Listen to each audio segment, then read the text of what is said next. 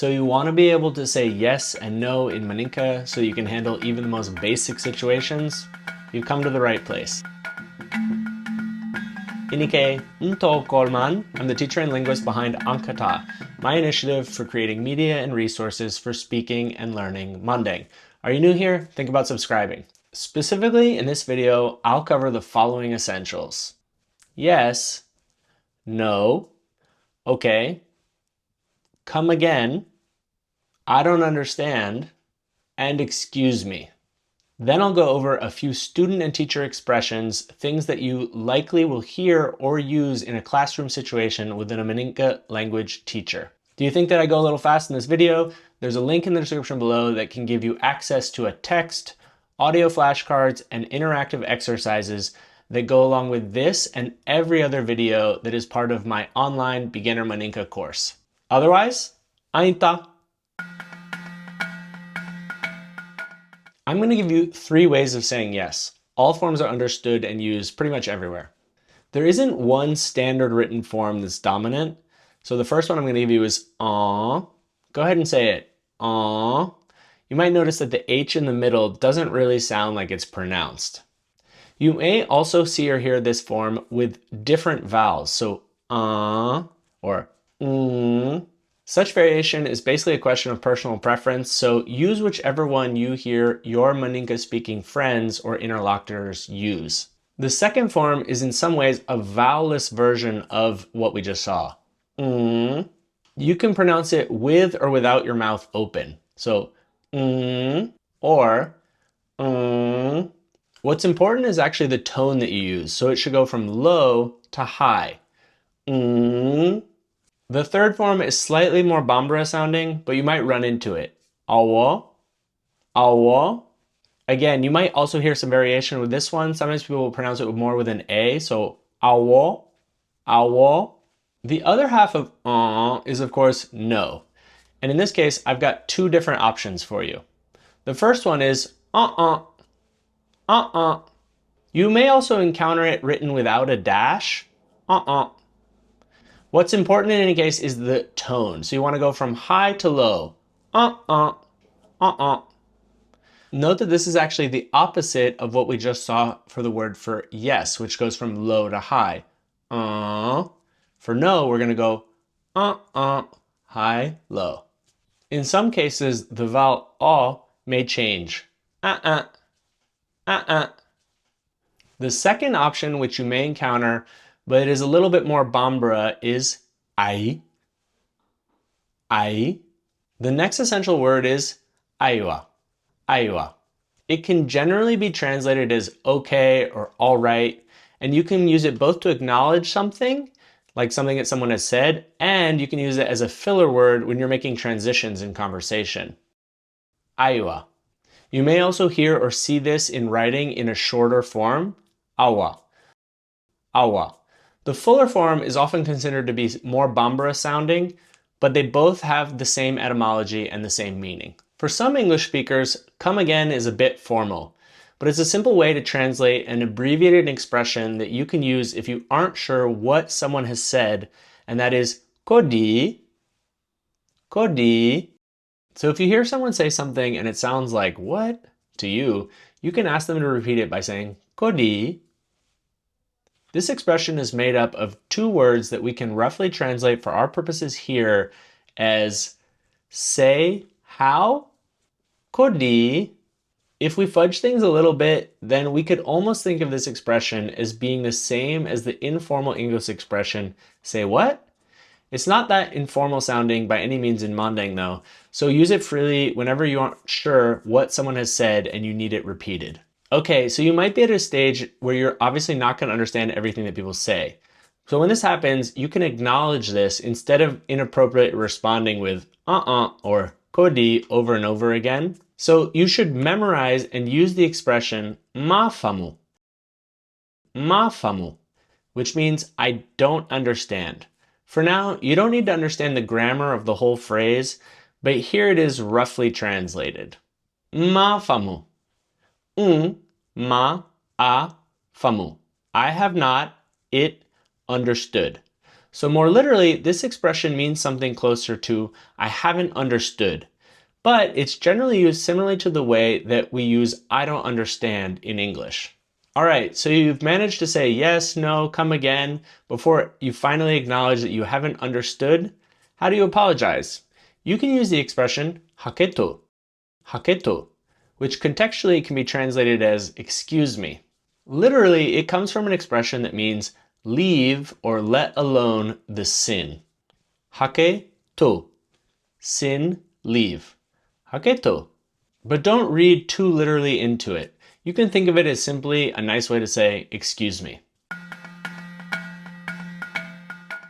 All right, now let's cover a few student expressions that can be really helpful when you're starting out as a new learner of Maninka.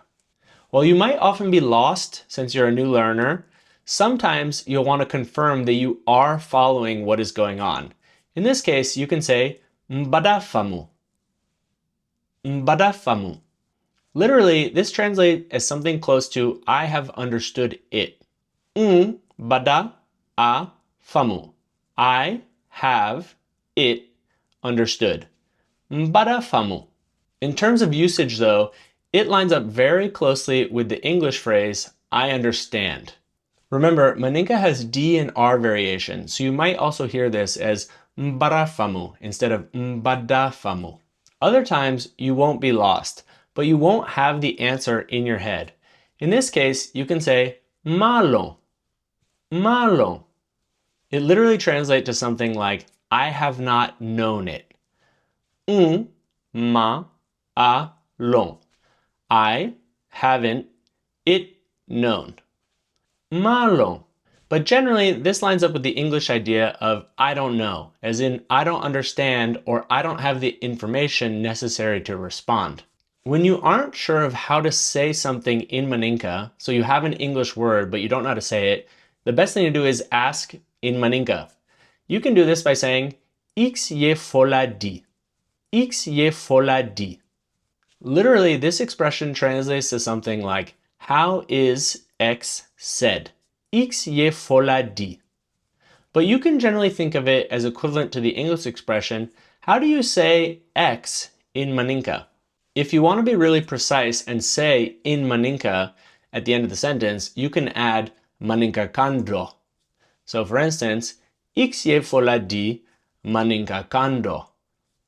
How is X said in Maninka? X ye fola di Maninka kando. For instance, morning ye fola di Maninka kando. And the other person can respond, morning ye fola ko soma Maninka kando. How does one say morning in Maninka? Morning is said soma in Maninka. You may also hear people say nyadi instead of just di for how. For instance, hello ye fola nyadi Maninka kando. How is hello said in Maninka? The expression nyadi literally translates to man or how, and it can generally be used interchangeably with the plain version di, meaning just how. If, on the other hand, you hear a Maninka word and you aren't sure of what it means, you can use X korokodi. This expression translates literally to something like, the meaning of X is said how. X korokodi. X meaning is said how. Again, remember that D's and R's can vary, so you might also hear this as X korokodi. You can use this expression as the equivalent of what does X mean in English? For instance, Soma korokodi. Soma koroko, morning. What is the meaning of soma? The meaning of soma is morning.